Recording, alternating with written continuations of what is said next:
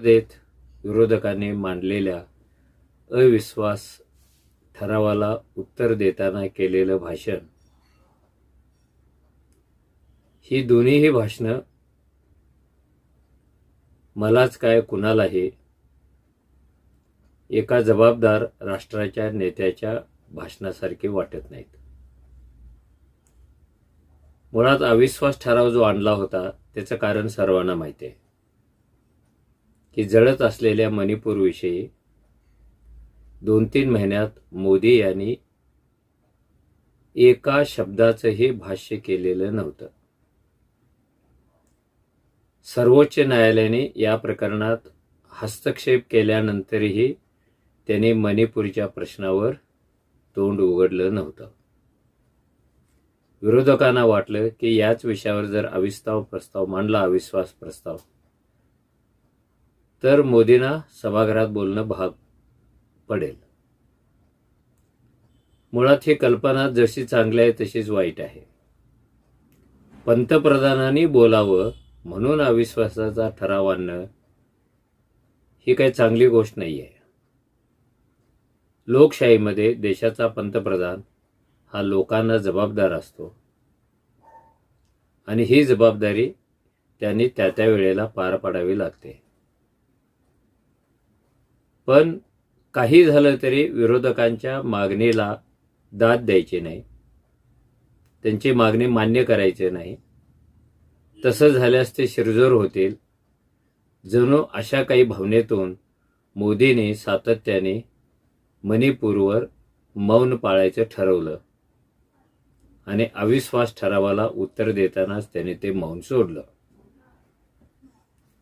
अविश्वास ठरावावरील उत्तर देताना मोदींचं भाषण जे होतं ते दीर्घ भाषण होतं, पण या दीर्घ भाषणातला 2-4% भाग सुद्धा मणिपूरवर आला नाही.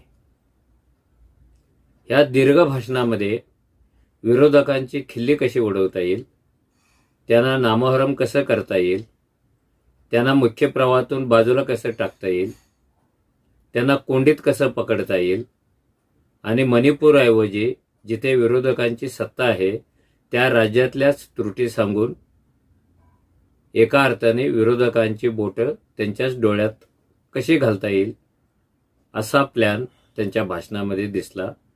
तो सगळ्यांनाच जाणवला. लोकांना, सगळ्या देशाला आणि जगाला उत्सुकता होती की आपले पंतप्रधान मणिपूरवर काय बोलणार. मोजून त्यांनी 5-10 वाक्ये ह्या विषयावर बोलण्याचा प्रयत्न केला आणि ती वाक्य म्हणजे मणिपूरच्या मागे सगळा देश आहे, हे सभागृह आहे, त्यांनी काळजी करू नये, त्यांनी घाबरू नये, आम्ही मणिपूरमध्ये शांतता आणू, एवढीच ती 4-5 वाक्य होते. हे मोदी असं का करतात असा प्रश्न पण लोकांना पडत नाही, कारण त्यांना तसंच करायचं असतं. मी अनेकदा आपल्याशी बोलताना सांगितलेलं आहे की मोदींनी 2014ला पंतप्रधान पदाची शपथ घेतल्यानंतर ते आत्तापर्यंत एकच राजकीय वाक्य पुन्हा पुन्हा सांगतात, ते म्हणजे या देशाला विरोधी पक्ष मुक्त करायचं आहे. आणि त्याने याही प्रश्नाचं उत्तर द्यायला पाहिजे. कल्पना करू आपण, उद्या या देशातून विरोधी पक्ष संपला तर त्यांच्या संपण्याबरोबर लोकशाही सुद्धा संपणार आहे. मी अनेकदा सांगितलं की विरोधी पक्ष हे लोकांचा आवाज असतात. तो आवाजच कुठे उठणार नसेल तर आपल्या लोकशाहीला काही अर्थ राहणार नाही. पण रात्रंदिवस मोदींच्या ओठावर, ते देशात असोत, ते परदेशात असोत, ते ऑनलाईन भाषणात असोत, ते मन की बात मध्ये असोत, सगळं भाषण त्यांचं विरोधक संपवण्याच्या भोवती आपोआपच गुंफलं जातं. मोदी मोठे वक्ते आहेत हे तुम्हाला सांगण्याची आवश्यकता नाही. वक्तृत्व कलेचा आदर करताना सुद्धा आपल्याला असं विचारलं पाहिजे की ही जी वक्तृत्व कला आहे ती संसदेमध्ये कोणत्या कामासाठी वापरायची आहे आणि संसदेबाहेर कोणत्या कामासाठी वापरायची आहे. चांगला वक्ता हा चांगला विचारवंत असतोच असं नाही. किंवा चांगला वक्ता चांगला अभ्यासक असतोच असं नाही. वक्तृत्व ही एक स्वतंत्र कला आहे आणि तिचा वापर त्यांनी सातत्याने विरोधकाची कोंडी करण्यासाठी केलेला आहे. लोकांना असं वाटत होतं की तोंडावर 15 ऑगस्ट हा स्वातंत्र्य दिन आलेला आहे. लाल किल्ल्यावरून त्यांना पुन्हा भाषण करण्याची संधी मिळालेली आहे. हे 7वं-8वं भाषण त्यांचं असेल, कदाचित 9वं असेल, आकड्यामध्ये काही इंटरेस्ट नाही मला. पण लाल किल्ल्यावरून पंतप्रधान जे भाषण करतात त्याला राष्ट्रीय आणि आंतरराष्ट्रीय पातळीवर खूप महत्त्व असतं. हे भाषण म्हणजे स्वातंत्र्याचा जय जयकार तर असतोच, पण हे स्वातंत्र्य कोणत्या दिशेला न्यायचं आहे, विकासांच्या कोणत्या नव्या कल्पना राबवायच्या आहेत. आणि आपण नेहमी ऐकत आलो की शेवटच्या रांगेतल्या शेवटच्या माणसाबरोबर हा विकास कसा न्यायचा आहे त्याच्याजवळ, ह्याची सगळी मांडणी आतापर्यंत मोदी वगळता अनेक पंतप्रधानांनी केलेली आहे. कारण हे भाषणच महत्वाचं आहे, कारण ते स्वातंत्र्यदिनी राष्ट्राला उद्देशून करायचं भाषण आहे. त्यामुळे देश कुठे जाणार, कसा जाणार याचा अंदाज या भाषणावरून येत असतो. देश कसा चालत आला याचा सुद्धा अभ्यास आपल्याला या भाषणावरून करता येतो. देशाच्या वेगळ्या वेगळ्या अवस्था, अर्थव्यवस्था, समाज अवस्था, धर्म अवस्था, एकूण नागरिक, त्यांचे जीवनमान, देशाला भेडसावणारे प्रश्न, त्याच्यावरची संभाव्य उत्तरं, देशाचं अर्थकारण, अशा अनेक विषयांवर पंतप्रधानांनी भाष्य करणं अपेक्षित असतं. पण याही बाबतीत मोदींनी निराशा केलेली दिसते. खरं तर हे भाषण लाल किल्ल्यावरचं होतं की गावामध्ये ग्रामपंचायतीच्या निवडणुकीत कोणत्या तरी पुढाऱ्यांनी चौकात केलेलं भाषण होतं, असा संभ्रम पडावा अशी ती परिस्थिती आहे. तुम्ही लाल किल्ल्यावर गल्लीतलं भाषण कसं करता, चौकातलं भाषण कसं काय करता? याही भाषणामध्ये त्यांनी लोकांना चकवण्यासाठी 80% भाषण केलेलं आहे. ते सातत्याने आकडे देत होते. 14 पूर्वी काय होतं आणि 14 नंतर काय झालं. 14 पूर्वी एवढी घरं बांधली होती, आता दुप्पट झाली. 14 पूर्वी अमुक एका खात्याला एवढा पैसा खर्च होत होता, आता 200 पटीनं वाढला. लोक टाळ्या वाजवत होते, लोक आनंद व्यक्त करत होते. पण हे कुणाला समजलं नाही की देश हा गेल्या 8-9 वर्षामध्ये नुसताच पुढे गेलेला नाही, तर त्याची आर्थिक परिस्थिती पण सुधारलेली आहे, त्याची लोकसंख्या वाढलेली आहे. स्वाभाविकच प्रत्येक तरतुदींचं बजेट पण वाढवावं लागतं. 14 पूर्वी किती घरं बांधले आणि आता किती घरं बांधले ही तुलना सुद्धा फसवी आहे, त्याला काही अर्थ नाही आहे. कारण जशी वर्षे वाढत जातील तसं बजेट वाढणार आहे आणि लाभार्थ्यांची संख्या पण वाढणार आहे आणि लाभाची कामं पण वाढणार आहेत. हे एक नैसर्गिक तत्वानुसार पुढे जात होतं. 52ला किती बजेट होतं आणि आता किती बजेट आहे अशी जर चर्चा करायला लागलो तरी मला वाटतं ते गैर ठरेल. 52ला, त्याच्या अगोदर 47ला, मग सगळ्या पंचवार्षिक योजनांमध्ये जर आपण माहिती घेत गेली तर प्रत्येक पंचवार्षिक योजनेमध्ये आपल्या देशाच्या नियोजनावरची रक्कम ही 50 पटीनं 100 पटीनं वाढतच गेलेली आहे. कारण ती वाढत गेल्याशिवाय देशाचा विकास होत नसतो.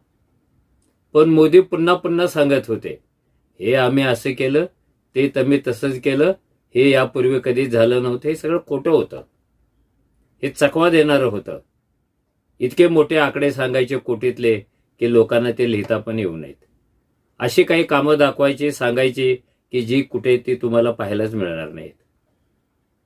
त्यांनी हे सांगायला पाहिजे होतं की 2014च्या सार्वजनिक निवडणुकीमध्ये त्यांनी जी घोषणा केली होती की या देशातला काळा पैसा खणून काढेन आणि तो पैसा लोकांच्या नावावर करेन आणि प्रत्येक नागरिकाच्या नावावर 15 लाख रुपये येतील.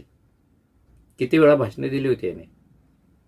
पण जेव्हा ते सत्तेत आले तेव्हा आपोआपच या भाषणाकडे दुर्लक्ष झालं. त्यांनीच सांगायला पाहिजे होतं की गेल्या 9 वर्षामध्ये 9 पैसे तरी काळे खोदून काढलेले आहेत का? आणि एवढे 140 कोटी लोक आहेत, कुणाच्या खात्यावर 9 रुपये तरी आलेत का ह्या काळ्या पैशातून? नोटाबंदी करून पाहिली, नोटाबंदीतून किती पैसे मिळाले, किती काळा पैसा उजेडात आला? ह्या सगळ्यांचा लोखाजोखा मोदींनी मांडणं आवश्यक होतं, कारण त्यांची कारकीर्द दीर्घकाळ चाललेली आहे. लोकांनी त्यांना 2 वेळा मतदान करून 2 वेळा त्यांच्यावर विश्वास टाकून त्यांना निवडून आणलेलं आहे. पण लाल किल्ल्याच्या भाषणात सुद्धा 3 गोष्टी त्यांनी सांगितल्या. परिवारवाद संपवणार. ओके, पण कुणाचा परिवारवाद? परिवारवाद फक्त काँग्रेसमध्येच आहे. भारतातल्या जनतेची मानसिकताच अशी आहे की ती स्वतःच परिवारवादाला प्रमोट करते. खरं म्हणजे ते करायला नाही पाहिजे, पण वस्तुस्थिती आपल्याकडे तशी आहे. हे परिवारवादाचं सूत्र हे काँग्रेसमध्येच नाही, तर त्याने आकडेच सांगायला पाहिजे होते.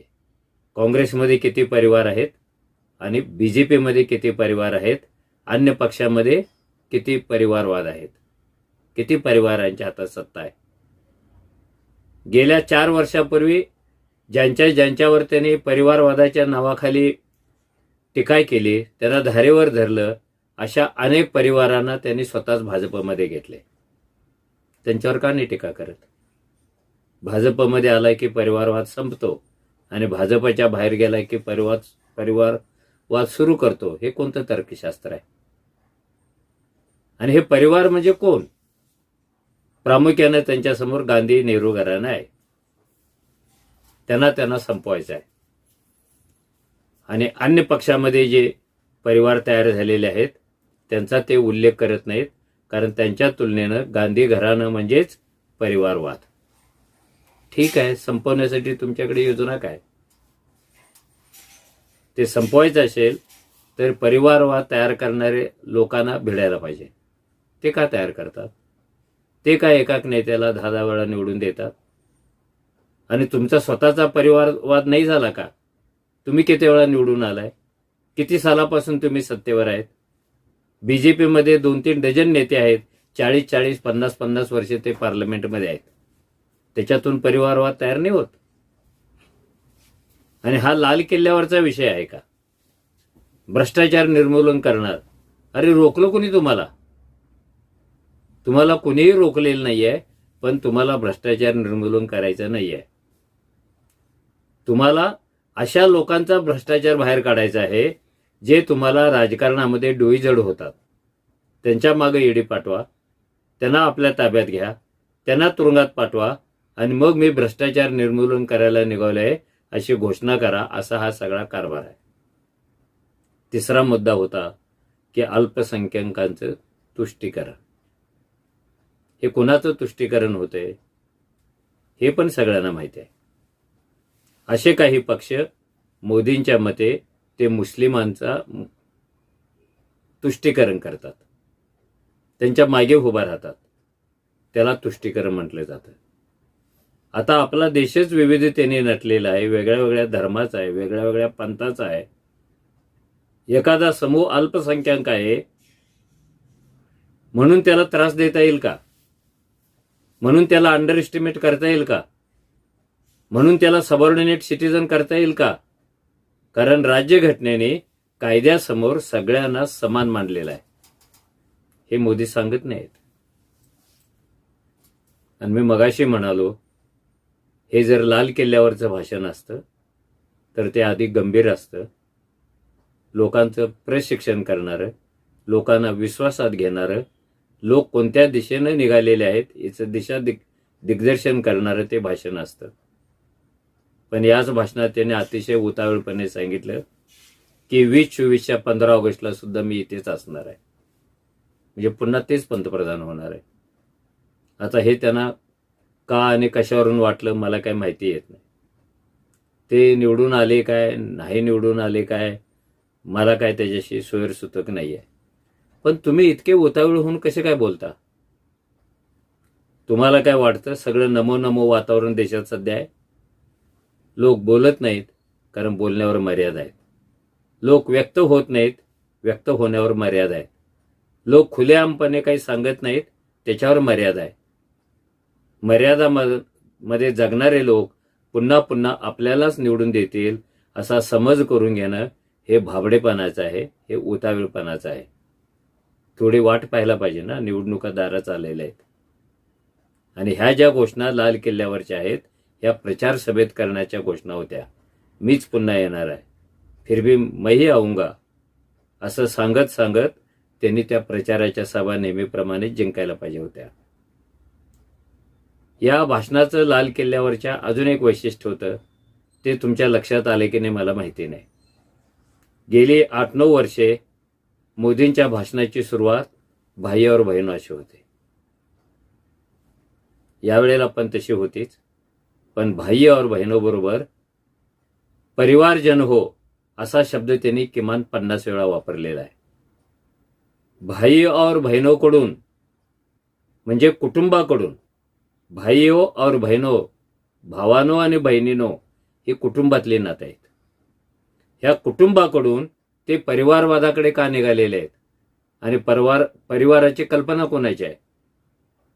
ते मोदींच्या जन्मा अगोदर आलेले. हे काय परिवार असतं आणि काय कुटुंब असतं हे समजून घ्या. परिवार ही RSSची संकल्पना आहे. ती खूप मोठी असते, तिथे लोकसंख्या असते, रक्ताचे नाते असतीलच याची गॅरंटी नाही आहे. आणि कुटुंब परिवारापेक्षा छोटं असतं आणि रक्ताच्या नात्याने ते जोडलेलं जातं. याचा अर्थ काय? 50 वेळा ते परिवारजन हो म्हणतात. ते नीट समजून घेतलं तर आपल्या लक्षात येईल की हा जो गाडा आहे हा कुटुंबवादाकडून परिवारवादाकडे काय निघालेला आहे आणि आपल्याला काय परवडणार आहे. आपल्याला कुटुंब परवडणार आहे की परिवार परवडणार आहे? हे जे काही मी प्रश्न उपस्थित केले ह्याचा अर्थ असा घेऊ नका मी मोदींच्या विरोधात आहे म्हणून काही पण बोलतो. मला मोदींशी काही देणं घेणं नाही. मला BJPशी पण काही देणं घेणं नाही. मला इथल्या 140 कोटी लोकांशी देणं घेणं आहे. त्यांच्यासमोर कोणती आव्हानं येणार आहेत, त्यांच्यासमोर कोणते प्रश्न येणार आहेत, कोण त्यांना चकवा देण्याचा प्रयत्न करतं, हे मोकळेपणा